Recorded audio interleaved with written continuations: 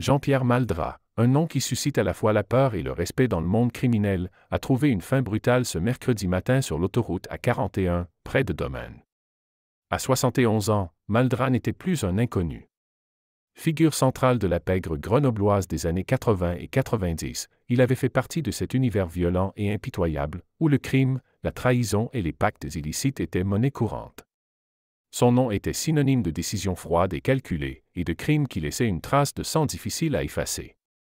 Ce matin-là, alors qu'il circulait tranquillement, Maldras ne se doutait probablement pas que son passé allait enfin le rattraper. Alors qu'il roulait sur l'autoroute, un véhicule s'est approché, et soudain, des coups de feu ont déchiré l'air, brisant le calme de la matinée. Maldras, instinctivement, a tenté de s'échapper à pied, sans doute conscient que cette attaque était une exécution ciblée.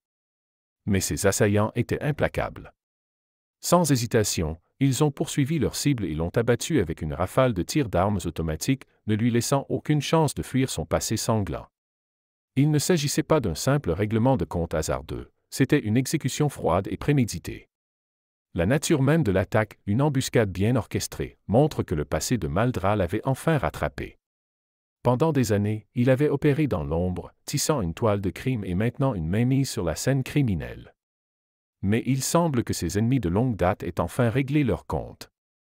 Ceux qui connaissent les recoins de l'univers criminel savent que ce type de mort n'est jamais sans raison, rivalité, trahison ou désir d'éliminer un chef encore influe dans les cercles de l'illégalité.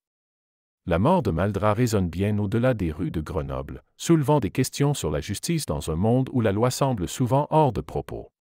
S'agissait-il simplement d'une affaire de compte à régler après une vie de violence? Ou son exécution représente-t-elle un message adressé à ceux qui osent défier les nouvelles puissances en place dans la hiérarchie criminelle? Sa fin violente est un rappel brutal de la réalité de cet univers souterrain, où même les figures les plus notoires ne peuvent échapper à leur passé.